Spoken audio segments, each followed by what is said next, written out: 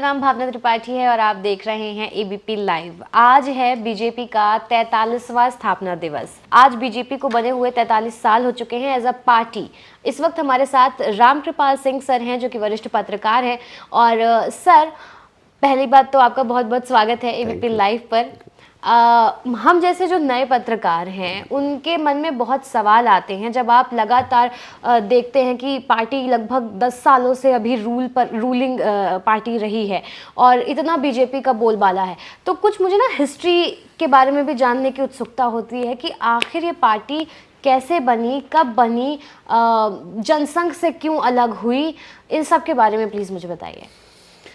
जी देखिए, मैं कोई उस तरह का इतिहास का विद्यार्थी नहीं हूँ जी।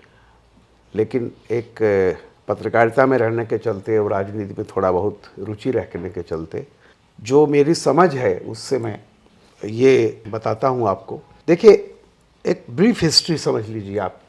जैसे कि कोई बीज बोया जाता है तो बीज तो बहुत छोटा सा होता है, बरगद का बीज हो किसी का भी हो तो बीज उसको कहते हैं, लेकिन जब वो वृक्ष बनता है तो उसको पेड़ कहते हैं, आम, बरगद। लेकिन तो जो बीज होता है उसका स्वरूप और जो वृक्ष बनता है उसका स्वरूप बिल्कुल अलग होता है। तो ये जो बीजेपी आज जिस हालत में है, इसका नामकरण के जरूर 43 ईयर्स हुए हैं, लेकिन बस जिसको मूल रूप में जिसको बीज कहते हैं, जो आज वृक्ष के रूप में दिखाई पड़ रहा है, ये आज़ादी के बाद जब आज़ादी आई इस देश में तो उसके बाद एक तरह की एक विचारधारा, जाहिर सी बात थी कि जो लोग लड़े थे कांग्रेस और सब तमाम पार्टी, उसकी सत्ता बनी। लेकिन एक कहीं ना कहीं कुछ उसमें से बंटवारा भी हुआ। एक दुर्भाग्य रहा कि हमें आज़ादी भी मिली, देश का बंटवारा भी हुआ। तो कुछ लोग एक ये चाहते थे कि भारत चूंकि बंटवारा हो गया है तो इसलिए एक राष्ट्रवाद जिसको हम कहते हैं कि वो हिंदू राष्ट्रवाद की तरफ उनका एक झुकाव था। उस तरह का आज़ादी के बाद से, लेकिन वो बहुत ही माइनॉरिटी में थे। उसका कारण ये रहा कि जब आप 1947 की दुनिया, आप तो नहीं रही हूँ पैदा, हम भी नहीं हुए थे, लेकिन आप कल्पना कीजिए कि उस समय पूरी दुनिया के बहुत सारे देश जो थे वो गुलाम थे और धीरे धीरे आज़ादी का एक वो चल रहा था। वही वो दौर था जब साम्यवाद की विचारधारा कार्ल मार्क्स का पूरी दुनिया में एक उभार हो रहा था। रशियन रिवॉल्यूशन हो चुकी थी, चाइना में आ गए थे, वियतनाम। तो वो क्या है कि एक वो वामपंथ या सोशलिज्म का एक वो दौर था। जो हिंदुस्तान में क्या था कि राष्ट्रवाद चूंकि नया नया आया था तो वो जनसंघ जो हुआ करती थी, एक जमाने में बनाने वाले उस श्यामा प्रसाद मुखर्जी और आप पंडित दीनदयाल उपाध्याय, बहुत सारे लोगों का रहा। तो वो इस बात की लड़ाई लड़ते थे कि आज़ादी जरूर हमें मिली है लेकिन एक राष्ट्रवाद जो है, और दो जो आज़ादी मिली थी वो उनको ये लग रहा था कि ये एक ट्रांसफ़र ऑफ पावर है, तो उसमें एक सेकुलर सोशलिस्ट रिपब्लिक का, सोशलिस्ट शब्द तो नहीं था लेकिन एक सेकुलर शब्द जो था कि एक कुल मिलाकर के सबके लिए है। तो वो चलता गया चलता गया चलता गया। अब मैं बहुत ब्रीफ में नहीं जाऊंगा, लेकिन 70s का एक दौर यहाँ पे आया जब 74 में इमरजेंसी जयप्रकाश जी ने एक आंदोलन शुरू किया। और जयप्रकाश जी सोशलिस्ट थे और पूरी दुनिया में सोशलिज्म जो था एक आंदोलन हर जगह चल रहा था। दक्षिण अफ्रीका में लड़ाई चल रही थी, जिम्बाब्वे, पहले उसको रोडेशिया बोलते थे, वहाँ एक स्वतंत्रता की लड़ाई थी, पूरी धरती पर हर जगह चल रहा था। तो ऐसे में क्या था कि जो युवा पीढ़ी आती थी, वो हम लोग यूनिवर्सिटी में पढ़ते थे, तो एक वामपंथी रुझान, उसमें दो तरह के लोग थे, समाजवादी यानी लोहियावादी और प्लस कम्युनिस्ट जो कार्ल मार्क्स और लेनिन को मानते थे। तो एक बहुत बड़ा इसका माहौल पूरी दुनिया में था। तो उस दुनिया में फिर क्या हुआ कि वो एक यहाँ पे जयप्रकाश जी के नेतृत्व में हुई, इमरजेंसी लागू हुआ, सबको जेल में डाल दिया गया। तो जेल में गए तो सब में एक इस बात की एकता हुई कि फिलहाल इस सरकार से लड़ना है। तो ऐसे में क्या था, जो जनसंघ थी और जो समाजवादी लोहिया के पार्टी थे यानी विपरीत विचारधारा, वे सब भी इकट्ठा हो गए और एक तरह से सरकार बदल दी गई। सरकार बदल दी गई तो उसमें बीजेपी जो थी, तो वो जनसंघ जो था, जनसंघ पार्टी थी, तब तो बीजेपी नहीं थी। उसमें फिर एक मतभेद ये हुआ कि भाई जब सारी पार्टियों का विलय हो चुका है तो ये जो जनसंघ है ये राष्ट्रीय स्वयंसेवक संघ की दोहरी सदस्यता क्यों रखती है, यानी एक पार्टी की सदस्यता और एक उसकी सदस्यता जनसंघ की। तो इस पर मतभेद हुआ कि आपको वो आरएसएस से सदस्यता छोड़नी होगी, यानी अब आप पॉलिटिकल पार्टी बन गए हैं तो कोई एक चीज रखी है। हाँ, उस पर यह मतभेद हुआ। तो जो जनसंघ मूल रूप से थी वो कहती थी कि भाई देखिए हमारी एक राष्ट्रीय विचारधारा है और हम राष्ट्रीय स्वयंसेवक संघ से हमारा अटूट रिश्ता है, हम पार्टी में रहेंगे लेकिन हम उसकी सदस्यता नहीं छोड़ सकते। इस पे फिर क्या हुआ, सरकार गिर गई। सरकार गिर गई तो अलग अलग पार्टियां, अलग अलग जो पहले स्वरूप में थी, कोई जनता दल बना, कोई कुछ बना। फिर उसके बाद भारत इस जनसंघ में भी बड़ा एक मंथन चला कि किस राह हमें चलना है, क्या किया जाए।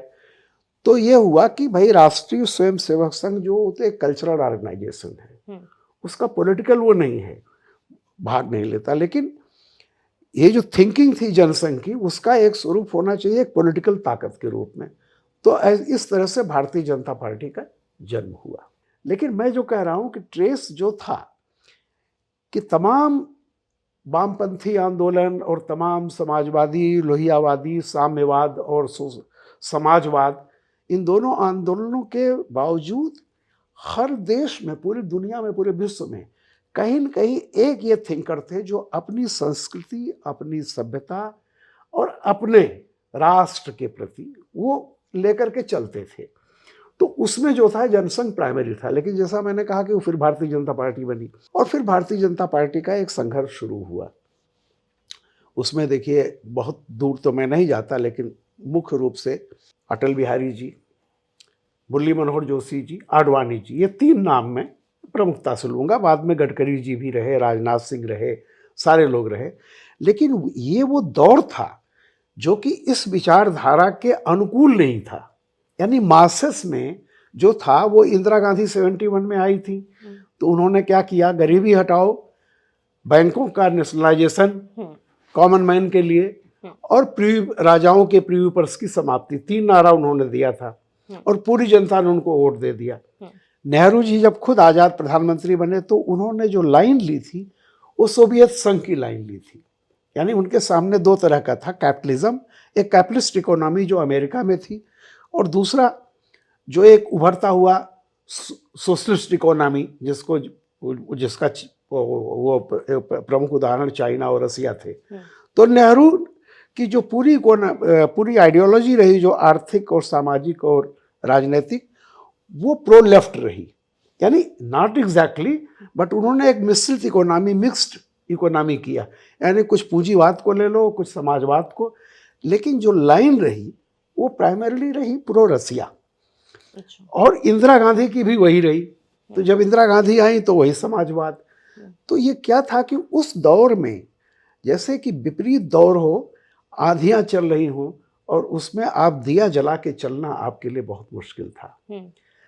मुझे आज भी याद है बचपन में जब जनसंघ हुआ करता था, उस समय तो कांग्रेस सब जगह जीतती थी, लेकिन गांव में भी जनसंघ के लोग जाते थे और दीवारों पर लिखा जाता था। मुझे आज भी उनका एक नारा याद है, हर हाथ को काम, हर खेत को पानी, घर घर में दीपक, जनसंघ की निशानी। यानी वो मैं कह रहा कि विपरीत परिस्थितियों में भी एक दिया लेकर के वो पार्टी चली थी। तो सफलता तो उस समय नहीं मिलनी थी, लेकिन जो बाद की सफलता मिली है वो कहीं न कहीं उस संघर्ष, तब की मेहनत है, जो बीज बोया गया था कि एकला चलो रे, हम कितने भी कम हैं, हमको सीट आती है नहीं आती है, हम संघर्ष करेंगे। वाजपेयी जी ने भी जो भाषण पार्लियामेंट में कभी दिया था, कभी, अब आप देखिए कि हुआ क्या कि जब जब कोई मौका आया बीजेपी को आगे बढ़ने का, 1984 में इंदिरा गांधी की हत्या हो जाती है और सहानुभूति की लहर ऐसी दौड़ती है कि कांग्रेस को 400 सीटें मिल जाती हैं, उनके बेटे राजीव गांधी को। बीजेपी 2 सीट पर आ जाती है, जबकि वो मौका बीजेपी के लिए था। लेकिन वो एक शेर है कि इतिहास की नज़रों ने वे मंजर भी देखे हैं, लम्हों ने खता की है, सदियों ने सजा पाई। कई छोटी छोटी घटनाएं जो होती हैं वो पूरे परिदृश्य को बदल देती हैं। खैर, वहाँ 2 सीट से फिर एक संघर्ष चलता रहा, संघर्ष चलता रहा। जो मेन माइलस्टोन इसमें आया, देखिए वाजपेयी जी एक आइडियोलॉग थे। मैं हमेशा 2 कहता हूँ, हर पार्टी में 2 तरह के लोग होते हैं। जैसे कार्ल मार्क्स क्या था कि कार्ल मार्क्स आइडियोलॉग थे, वो एक सिद्धांत और विचारधारा के प्रतीक थे, वो दी थी उन्होंने। वो एक तरह से आर्किटेक्ट थे, लेकिन एक बिल्डर होता है जो मकान बनाता है। लेनिन जो थे वो बिल्डर थे। ऐसे ही क्या हुआ कि अटल जी जो थे वो एक आइडियोलॉग थे, लेकिन आडवाणी जी जो थे वो चाहते थे कि कुछ जमीन पर दिखाई पड़े। तो एक मौका आया जब अलग हुए, तो 86 में, 86 में, 80 में तो बीजेपी बनी थी।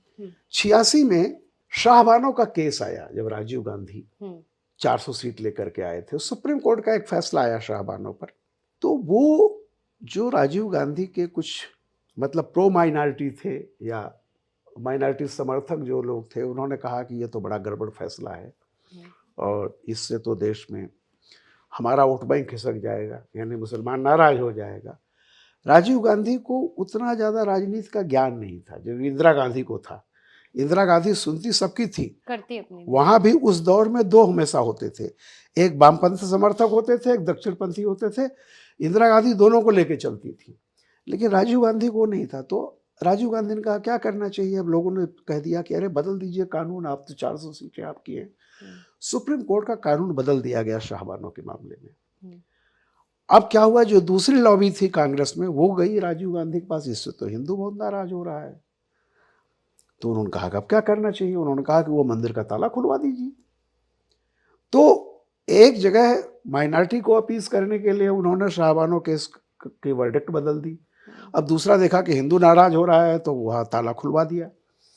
अब नतीजा क्या हो गया कि इसका फायदा बीएचपी ने, विश्व हिंदू परिषद है, और अल्टीमेटली आडवाणी जी ने कहा कि नहीं, एनफ इज एनफ, अपीजमेंट बहुत हो चुका है, अब हम अयोध्या, और वो मंदिर आंदोलन शुरू हुआ। पहली बार बीजेपी आइडियोलॉजी के अलावा किसी एक ठोस मुद्दे पर ऑफेंसिव पॉलिटिक्स, मैं हमेशा कहता हूं कि रिएक्टिव पॉलिटिक्स से आप सत्ता में नहीं पहुंच सकते, आपको एक पॉजिटिव नैरेटिव देना पड़ेगा। जैसे कि नेगेटिव नैरेटिव क्या होता है, ये गलत है, ये गलत है, आप करते रहो। भाई पॉजिटिव नैरेटिव दो ना। जैसे इंदिरा गांधी ने क्या किया था, इंदिरा गांधी को पार्टी ने निकाल दिया था, अकेली थी वो, लेकिन इंदिरा गांधी उन बड़े नेताओं को क्रिटिसाइज करने के बजाय उन्होंने कहा कि I will not waste my energy on these, इन लोगों पर वेस्ट नहीं करूंगी। उन्होंने कहा कि गरीबी हटाओ, प्रीपर्स की समाप्ति, बैंकों का राष्ट्रीयकरण, एक पॉजिटिव नैरेटिव दिया उन्होंने। बेसिकली आप दूसरों की कमियां बताने से पहले खुद की देखिए बताओ। बेसिकली एक आप कौन सी फिल्म आप देखने जाती हैं, आप ऋतिक घटक की फिल्म नहीं देखने जाएंगी या वो फिल्म नहीं देखेंगी। लीला भंसाली की एक फिल्म इसलिए पिट गई कि उसमें जो लास्ट में एंड हो रहा है वो दुखांत है। फिल्म वो चलती है जिसमें कि एक लावारिस बच्चा जो जूता पॉलिश करता है, अमिताभ बच्चन बनता है, और 3 घंटे में वो करोड़पति बन के निकलता है, जनता खुश। तो हमेशा इंसान की जो फितरत है कि ठीक है यार मेरे घर में तो बहुत परेशानियां मैं मानता हूं, तो एक सपने दिखाइए कि इतनी बुरी नहीं है दुनिया, एंडिंग हमेशा अच्छी होती है। There is hope, the only one line, there is hope. तो वो इंदिरा गांधी दिखाती थी। वो बीजेपी ने, आडवाणी जी ने पहली बार ऐसा किया, कहा कि हम मंदिर बनाएंगे, जो 500 साल से हमारा जो तोड़ा गया था, हम मंदिर वहीं बनाएंगे। एक पॉजिटिव नैरेटिव दिया। अब कांग्रेस उसकी वो रिएक्शन में, मतलब एक एक्शन में आप आए, आप एक्टिव पॉलिटिक्स आपने चली। अब जो पार्टियां रिएक्टिव पॉलिटिक्स में लग जाती हैं फिर वो नहीं। तो मेरा कहने का अर्थ ये है कि आडवाणी जी ने एक जो आइडियोलॉजी तो अपनी जगह होती है, सर्वे भवन सुखने सर्वे संधिना, भारतीय राष्ट्रवाद, हिंदू राष्ट्रवाद, बट उसको प्रैक्टिकली कैसे आप जमीन पर ले जाएंगे मासेस के साथ, वो आडवाणी जी ने मासेस को जोड़ने का जो सोमनाथ से काम किया, यात्रा निकाली, रथ यात्रा उनकी निकली, वहां से बीजेपी को वो धार मिलनी शुरू हुई। और आप देखिए उत्तर प्रदेश में उनको वो सत्ता में आए, फिर अल्टीमेटली उसी का एक नतीजा रहा कि वाजपेयी जी प्रधानमंत्री बने। वो अलग बात है, फिर उसको चला गया। लेकिन वो दौर ऐसा था। फिर इसकी काट क्या हुआ है, नरसिम्हा राव ने एक और चीज कर दी। उस समय का दौर जो था, सोशलिज्म काफी हावी था, धीरे धीरे उसकी काट हो रही थी। लेकिन एक क्या हुआ कि पूरी दुनिया में कंज्यूमरिज्म का दौर शुरू हो रहा था और ग्लोबलाइजेशन की बात हो रही थी। तो नरसिंह राव ने इकोनॉमी को खोल दिया। अब इकोनॉमी को खोलने से क्या हो गया कि ये जो मिडिल क्लास होता है, ये कंज्यूमरिज्म का दौर शुरू हुआ। पहले कभी कंज्यूमरिज्म का दौर का मतलब मेरा ये कहना, देखिए पहले घर नहीं लोग बनता था, जिसके पास पैसा होता वही बनाता था। अब लोन शुरू हो गया, आप स्कूटर ले लो जी ईएमआई पर, गाड़ियां आने लगी, मतलब इकोनॉमी ओपन हुई। और कंज्यूमरिज्म का दौर, यानी आप जितनी इनकम आपकी नहीं है तो उससे ज़्यादा आप खर्च करो और देते रहना 20 साल तक। तो एक उपभोक्तावाद पूरी दुनिया में शुरू हुआ। फिर क्या हुआ कि वो नरसिम्हा राव को उसका फायदा मिला, कांग्रेस फिर रिवाइव कर गई, मतलब बीच में आई कांग्रेस। लेकिन अब उसके बाद क्या हुआ कि ये सब चलता रहा। लेकिन बीच में एक घटना हुई कि सोवियत संघ का विघटन हो गया। सोवियत संघ का विघटन हो गया, कम्युनिस्ट बहुत जगह पे फेल हो गए, क्यूबा में हुआ, तब ये दुनिया में इस्टेब्लिश हो गया। और चाइना में क्या हुआ, माओ से तुंग थे, उसके बाद डेंग सियाओपिंग आए। तो उन्होंने ये कहा कि देखो भाई, बिल्ली काली है या सफ़ेद, अगर वो चूहे पकड़ती है तो मेरे लिए अच्छी है। उनका कहने का अर्थ ये था कि अगर हमारा समाज पूंजीवाद की राह पे चल करके थोड़ा बहुत हम अगर इकोनॉमिक प्रोग्रेस कर सकते हैं तो इसमें कोई बुराई नहीं है। तो यानी चाइना भी एक तरह से वो कैपिटलिज्म की राह पे चल गया। तो ये साबित हो गया कि इस देश में या इस धरती पर मार्केट इकोनॉमी ही आदमी को जो है, इंसान को आगे बढ़ा सकती है। क्योंकि अगर ओनरशिप नहीं होगी और अगर लालच नहीं होगा, प्रॉफिट मोटिव नहीं होगा, तो आदमी निकम्मा हो जाता है। तो इसलिए उसको बढ़ावा मिलने लगा। तो राइट विंग जिसको हम कहते हैं बीजेपी राष्ट्रवाद, उसका हमेशा से ये फार्मूला रहा है, साम्यवाद के खिलाफ रही वो, कि नहीं, वो पीलू मोदी कहते थे कि making man more productive, this is the only way to achieve something. यानी कि आदमी की उद्यमशीलता तभी बढ़ेगी जब उसको कुछ लालच होगा। ये मेरा खेत है, इसमें मैं अगर गन्ना लगाऊंगा तो मुझे ज्यादा फायदा होगा, तो इंसान कड़ी मेहनत करता भी है। करेगा। हाँ। तो क्या हुआ कि एक तरह से दुनिया में सोशियो इकोनॉमिक कंपल्सन्स जो थे वो भी धीरे धीरे बीजेपी को फेवर करने लगे। क्योंकि सोवियत रसिया में कम्युनिज्म फेल होना, सोवियत रसिया का टूट जाना, चाइना का अमेरिकी पूंजीवाद की तरफ चलना, इससे ये हो गया कि राइट विंग को एक जूस मिला। तो वो जो राष्ट्रवादी ताकतें थी, और उसके बाद देखिए, चूंकि एक आपने फर्टाइल लैंड, ये सब बीजेपी के लिए वो तैयार हो चुका था, राष्ट्रवाद था, प्लस ये था कंज्यूमरिज्म का दौर आया कि आगे बढ़ो। वो झगड़े खत्म हो गए कि साम्यवाद जो है दुनिया में एक दिन जो है वो साम्यवाद आ जाएगा, सारी दुनिया कम्युनिस्ट हो जाएगी, ये फेल हो चुका था। तो अब राइट विंग की लड़ाई शुरू हो गई थी। तो राइट विंग में सबसे जो महत्वपूर्ण चीज थी वो ये रही कि लोगों को एक होप लगने लगा कि ऐसा इससे हो सकता है, हम कहीं मतलब एक अल्टरनेट बन सकते हैं।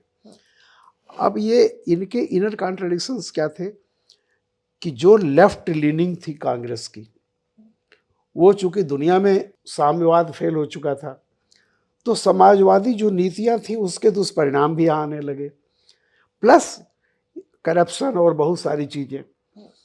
और उधर पैरेलल क्या एक होने लगा कि 2002 से मोदी गुजरात में एक बीजेपी का एक प्रतिनिधित्व करते हुए, वो तमाम आलोचनाएं उनकी हुई दंगों के लिए, लेकिन उन्होंने क्या किया कि एक राज्य के लेवल पर उन्होंने बता दिया कि कैसे विकास हो सकता है, राष्ट्रवाद और विकास ये दोनों कैसे साथ साथ चल सकते हैं। नतीजा क्या हुआ कि जब ये फेलोर हुआ इधर, तो ऑब्वियस है कि मोदी एक राष्ट्रवाद का भी उसमें वो रहा और बाकी फायदा मिला। तो एक जैसे कहिए कि 2014 के पहले का जो था, उसमें भी दो ग्रुप हैं। एक तो पहले जब बीज के रूप में जनसंघ ने उसको बोना शुरू किया, एक वो आडवाणी जी का दौर आया जब उन्होंने मंदिर का मतलब उसको एक प्रैक्टिकल जमीन पर, जिसको कहते हैं ना खेत आपके पास था लेकिन आप खेती नहीं करते थे, तो आडवाणी जी ने उसमें हल चलाना शुरू किया और वो आते आते एक चलता ही रहा, कभी सफलता मिली नहीं मिली। उसके बाद 2014 आया तो मोदी की जो भूमिका रही, मोदी जी ने जो भूमिका की, उन्होंने उस एक कदम आगे बढ़े। वो यहाँ तक गए कि अब तक का जो परिवर्तन था, चाहे बीजेपी भी आई हो, तो वो सिर्फ क्या होता था कि एक राजनीतिक परिवर्तन होकर रह जाता था। यानी कोई जमीनी स्तर पे, कोई सामाजिक सांस्कृतिक ये स्तर पे नहीं हुआ, क्योंकि उसमें एनडीए होता था, बहुत सारे पार्टनर होते थे।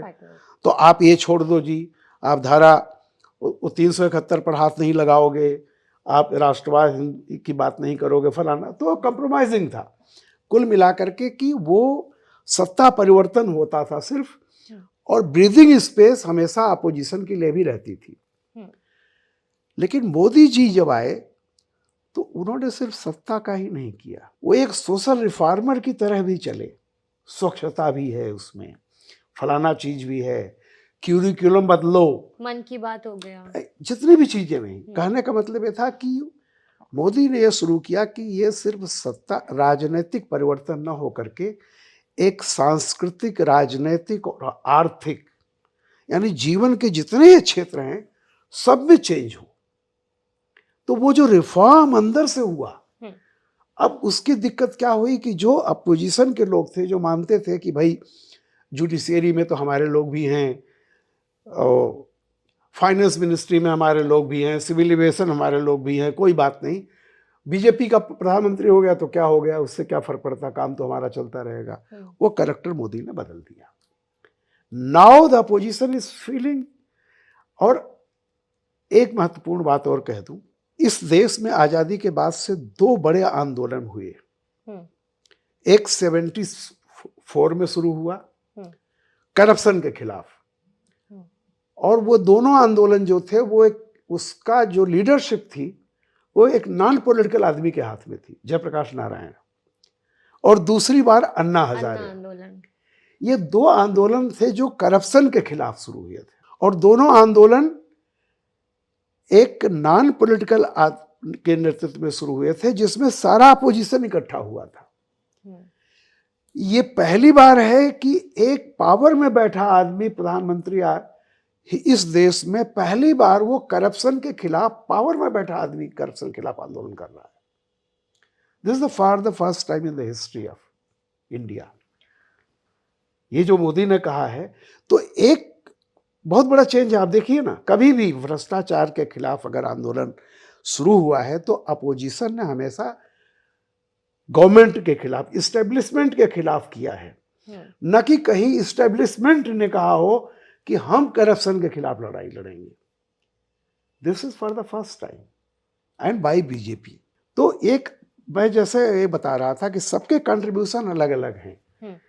अब उसमें मैं किसी को कमतर नहीं करता। जैसे मैंने कहा, वाजपेयी जी एक आइडियोलॉग थे, पंडित दीनदयाल उपाध्याय आइडियोलॉग थे, श्यामा प्रसाद मुखर्जी एक आइडियोलॉग थे, सावरकर एक आइडियोलॉग। मतलब जो लोग, एक सिद्धांत होता है ना, पहले आप थ्योरी पढ़ेंगे ना, फिर प्रैक्टिकल कराया जाता है जी। ऐसा नहीं होता कि प्रैक्टिकल का घंटा पहले हो जाए, थ्योरी बाद पढ़ाई जाए। थ्योरी पहले पढ़ाई जाती है, फिर प्रैक्टिकल पढ़ाया जाता है। सो ये सब थे। और उसके बाद आर्किटेक्ट के रूप में मैं दो लोगों को मानता हूं कि जो लोग दो, बाकी तो सब आर्किटेक्ट रहे, दो बिल्डर रहे। मैं जिसको कहता हूं जिन्होंने इमारत बनाने की कोशिश की, उसमें एक आडवाणी जी, दूसरे मोदी जी। अच्छा, मोदी जी ऑब्वियस है। मोदी जी तो, आप देखिए आज की उनकी जितनी भी नीतियां हैं, कांग्रेसी कहते हैं कि तो हमने, हमारी थी, बिल्कुल सही है। जैम है इनका, मोदी का सफलता का है सबसे बड़ा जो मंत्र है मोदी का। जैसे आइंस्टाइन का E = mc² था, इनका जैम है।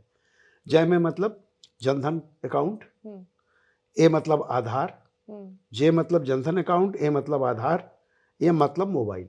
डिजिटल। हम्म, यही है ना जैम। हम्म, जनधन अकाउंट, इंदिरा गांधी ने कहा था 71 में कि बैंकों का राष्ट्रीयकरण, किस लिए? ताकि गरीब आदमी का खाता खुल सके। हम्म, वो मोदी ने खुलवाया। आधार चिदम्बरम और प्रणब मुखर्जी का दिया हुआ है। नंदन नीलकेनी जो इन्फोसिस के थे उनको ले आए थे, ये उन्हीं का सब कुछ रिसर्च किया हुआ आधार उन्हीं का था। मोबाइल सैम पित्रोदा से लेकर के राजीव गांधी तक कंप्यूटर की बात करते थे। लेकिन चूंकि आप नारा लगाते थे, मोदी ने कहा कि मुझे कोई नक्शा बनाने की जरूरत नहीं है, ये सब तो है, दिया हुआ है और हमें करना आई है। Will do it. डीबीटी किसका था? कांग्रेस का। डायरेक्ट बेनिफिट ट्रांसफर कांग्रेस का, राजीव गांधी ने कहा था। 1 रुपया भेजता हूं तो केवल 15 पैसे मिलता है, 85 खा जाते हैं। ऐसा कुछ करो कि 1 रुपया भेजूं तो 1 रुपया पूरा मिले। मोदी ने कहा हम करते हैं। बेसिकली क्या होता है, आप गांव में आपका घर हो, नक्शा किसने बनाया ये बाद में कोई नहीं पूछता है, इमारत किसने बनाई वो सब देखते हैं। हाँ। भैया ये बिल्डर था, इसने बहुत बढ़िया मकान अच्छा बनाया हुआ है। सो आर्किटेक्ट रहे हैं, और वो जरूरत भी होती है कि अगर गांधी ने अहिंसा और प्रेम नहीं कहा होता, क्योंकि आपकी पूजा आपको जाना जाता है आपके आदर्श के चलते, लेकिन बात वही होती है कि नेता और कार्यकर्ता दोनों जरूरी होते हैं। बिल्कुल सर, अगर मैं आपसे हाँ। ये पूछूं, होल एंड सोल, अगर बीजेपी की कोई एक ऐसी बात जिसने उसे सत्ता पे लाया और इतने दिन तक काबिज रखा, और एक कोई नेगेटिव बात जिसकी वजह से ये अब तक आ नहीं पा रहे थे या आगे इनके लिए मुश्किलें हो सकती हैं। देखिए, जो पॉजिटिव बात रही, हम्म, या ऐसे ही समझ लीजिए, वो बीजेपी का अपना नहीं है, वो फेल्योर है इस देश के अपोजिशन का।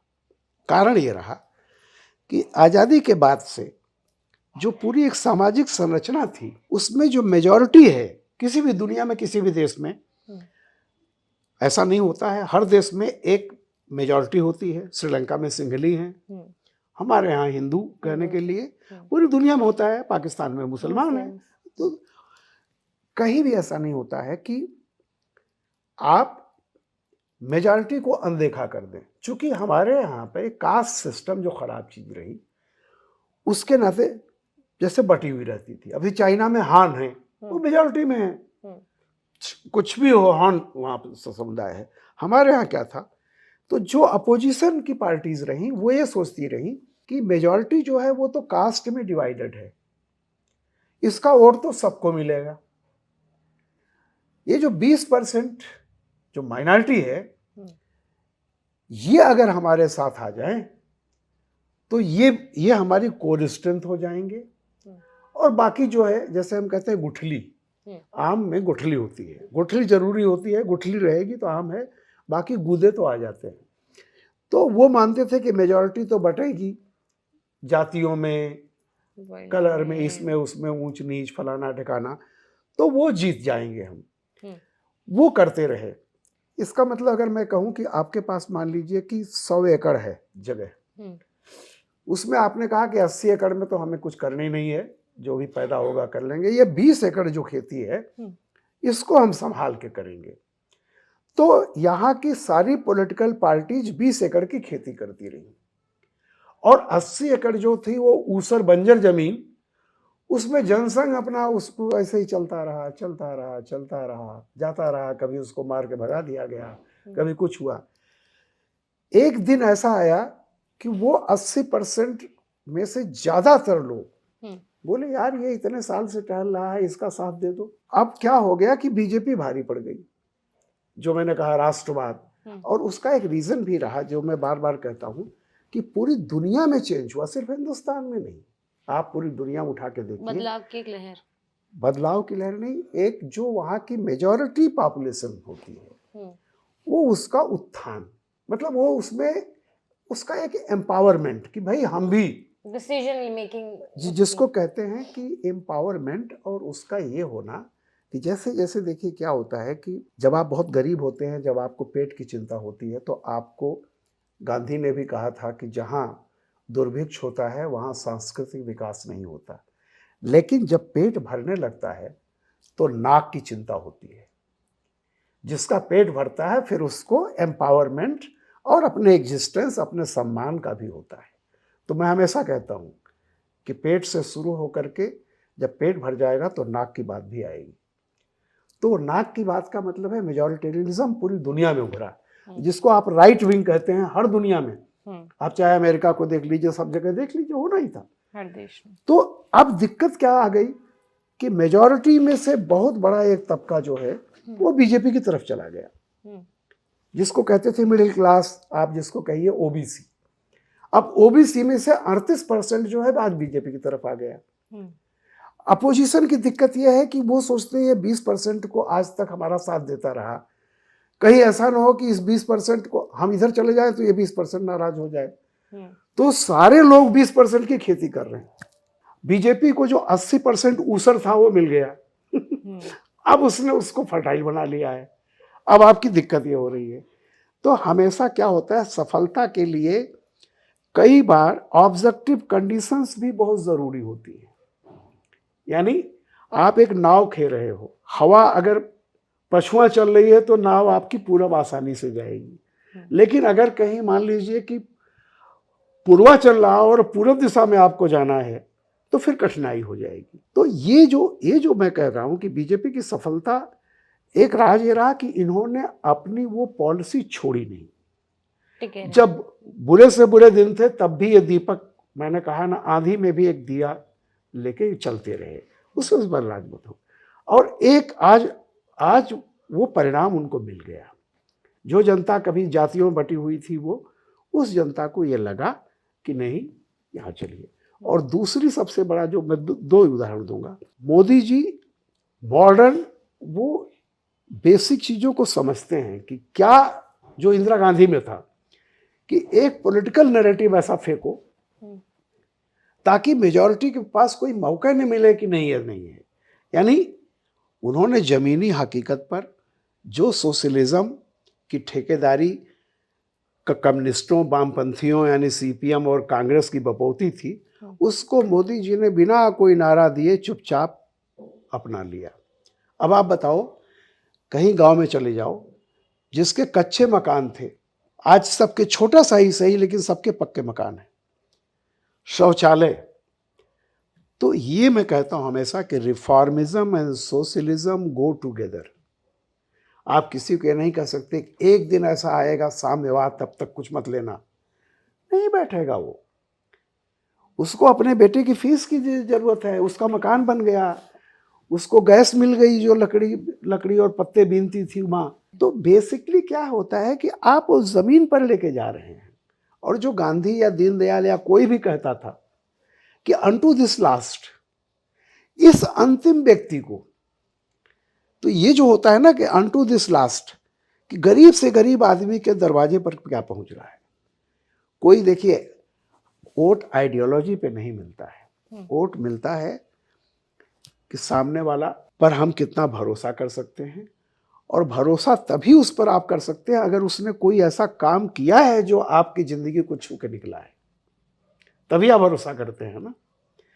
तो वो प्रैक्टिकल जमीन पर वो काम वो किया मोदी ने, इसलिए भरोसा हुआ। तो मैं आज की तारीख में कहूं कि जो मैंने फिर कहा कि मोदी मॉडर्न फिलॉसफी, जो बीजेपी का एक मॉडर्न उस रूप है, आज की तारीख में 21वीं सदी को वो उसके अध्येता हैं।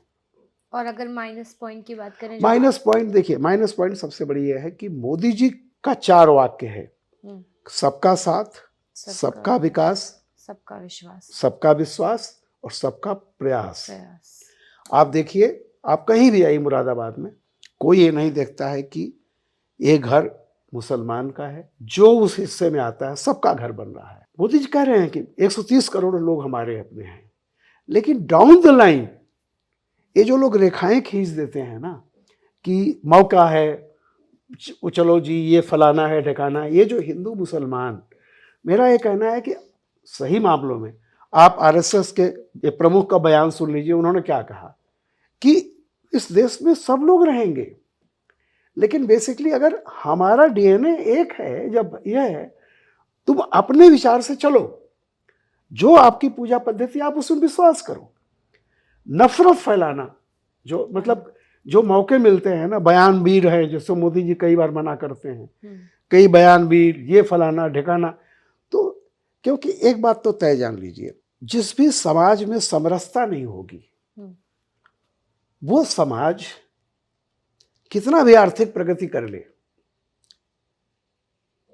वो अपनी मंजिल को नहीं पा सकता। इसलिए मैं बार बार एक बात कहता हूं कि पैमाना ये नहीं है कि दंगे नहीं हुए, पैमाना ये होता है कि दिलों से डर कितना कम हुआ है। और मुझे लगता है कि बीजेपी के सामने सबसे बड़ी चुनौती जो होगी, आम आदमी के दिल से वो डर निकालना, चाहे वो माइनॉरिटी हो, चाहे वो मेजॉरिटी हो, चाहे गरीब तबका हो, कोई भी हो। और ये मोदी जी ईमानदारी से करते हैं। आप देख लीजिए ना, जितनी भी उनकी योजनाएं हैं, कहीं भी कोई डिस्क्रिमिनेशन नहीं है। नहीं, चाहे वो शौचालय हो, चाहे वो सड़क हो, जो कुछ भी हो, कभी वो नहीं देखती। उज्ज्वला सिलेंडर, आप जाइए देखिए गांव में, मैं तो जाता हूँ, हमारे यहाँ पुराने बेचारे ये बड़े माइनॉरिटी के जिनकी औरतें दिन भर जा कर के बगीचों से पत्तियाँ बटोरती थी, आज उनके घर में सब कुछ है, बिजली है, पानी है, सड़क है, सारी सुविधाएं हैं। अच्छा, अगर मैं 43 साल की बात करूं तो 43 साल में काफ़ी वक्त तक पहले जो है बीजेपी की ये पॉलिसी रही है कहीं ना कहीं कि अगर किसी दूसरी पार्टी से कोई नेता आया है तो उसका एक्सेप्टेंस नहीं था बेसिकली पार्टी में। पर अब 4 सीएम दूसरी पार्टी के हैं, वो हैं जो दूसरी पार्टी से आए, चाहे मानिक शाह हो, चाहे हेमंता बिश्व शर्मा हो। तो इस दौर में कितना बदली है बीजेपी, क्या बदलाव है? देखिए एक्चुअली क्या है, एक बात बताऊं आपको, आप किसी भी पार्टी को उठा के देख लीजिए, एक जमाने में जब विचारधारा, जब समाज का आर्थिक और सामाजिक विकास इतना नहीं हुआ था, तो विचारधाराएं बहुत शार्प थी, या तो आप लेफ्ट हो या राइट हो। मैंने कहा ना कि जब सोवियत संघ खत्म हो गया तो दुनिया में एक चीज हो गया कि मार्केट इकोनॉमी को पूरी दुनिया ने स्वीकार कर लिया। मार्केट इकोनॉमी का मतलब यह हुआ कि आर्थिक आइडियोलॉजी जो है वो मामला खत्म हो गया, आइडियोलॉजिकल। तो अब क्या है कि, क्या सवाल आपका था कि जैसे 4 पार्टीज, हाँ, 4 सीएम। हाँ, अब ये क्या है कि जब वो मामला खत्म हो गया, जब विचारधारा की लड़ाई खत्म हो गई, सारी पार्टियों का ये है कि कौन कौन बेहतर काम करेगा। अब तो ये बात खत्म हो गई कि पूंजीपति नहीं होने चाहिए, फलाना नहीं होने चाहिए, उद्योग नहीं होने चाहिए। तो जब आइडियोलॉजी खत्म होती है तो फिर वो वैमनस्यता और वो भी खत्म हो जाता है। अब सारे, कोई भी पॉलिटिक्स में है, कोई किसी पार्टी में चला जाए, कोई किसी पार्टी में चला जाए। दूसरी एक बात आप यूँ समझ लीजिए, बच्चा जब होता है बहुत स्वस्थ होता है, हर तरह के योगासन कर सकता है, लचीला इतना होता है, कुछ भी कर लेता है, सांस लेता है, उसको कोई ये डीप ब्रीथिंग की जरूरत नहीं होती। वो जब देह सांस लेगा पेट पचक जाएगा, छोड़ेगा, सही पोजीशन में, बेसिकली सही। लेकिन जैसे जैसे आप बढ़ते हैं वैसे वैसे कुछ न कुछ रोग आपको लगते जाते हैं। तो सिंपल जान लीजिए, परिवार हो या पार्टी, जैसे ही बड़ा होगा, परिवार बहुत छोटा है, एक बेटा है, एक बेटी, बाप माँ, ठीक है, डिफरेंस के बावजूद भी लगेगा। लेकिन अगर वही परिवार 14 लोग हो जाएं तो पता चलेगा एक इससे बात नहीं होती है। तो देखिए, जब पार्टी बड़ी होती है तो क्या होता है कि ऐसे ये आना जाना शुरू होता है। बेसिकली फॉर्मूलाज भी बदलते रहते हैं टाइम के साथ, बदलते रहते हैं। दूसरी बात ये भी होती है कि भाई कोई अछूत किसी के लिए नहीं होता। जैसे मान लीजिए कि एक उम्र में आप वामपंथी थे, लेकिन आपने देख लिया कि वामपंथ आपकी जो विचारधारा वो फ्यूटाइल थी। आज आप मान लीजिए, भाई शुरू में हर आदमी बड़ा क्रांतिकारी होता, कोई मंदिर नहीं जाता, काहे बुढ़ापे में मंदिर लोग जाने लगते हैं। 18 साल के हैं तो आप अनिश्वरवादी हैं, हाँ। आप कम्युनिस्ट हैं।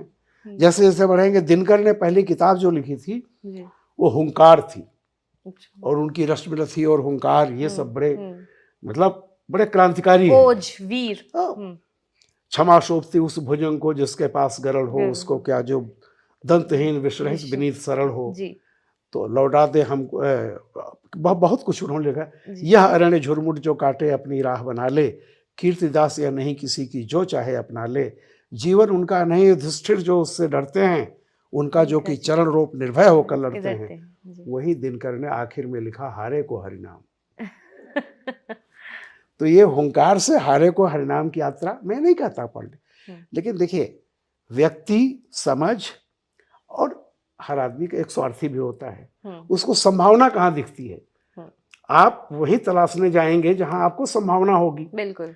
जहां पता होगा कि यहाँ सांप निकलेगा वहां तो आप दौड़ के नहीं जाएंगे, जहां पता चलेगा कि यहाँ हो सकता है कुछ माल मिल जाए वहीं आप दौड़ के जाएंगे।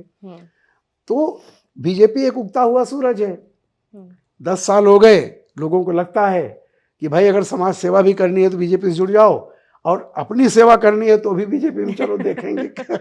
जी। अच्छा, ये मेरा आखिरी सवाल होगा सर कि बीजेपी जैसे नरेंद्र मोदी हैं, पहली बात तो कि क्या बीजेपी के लिए ये फायदेमंद या नुकसानदायक होने वाला है कि एक ही चेहरा, इस बात से आप कितना इत्तेफाक रखते हैं कि वो एक ही चेहरा है, इसके बाद कोई गुंजाइश कहीं कोई दूसरा चेहरा दिख नहीं रहा है? देखिए मैं इस बात को नहीं मानता। अच्छा। क्योंकि कई बार इस तरह के लोग बात करते हैं। ये बताइए 2014 में जब मोदी जीत के आए थे तब 3 स्टेट का मैं उदाहरण ले रहा हूं।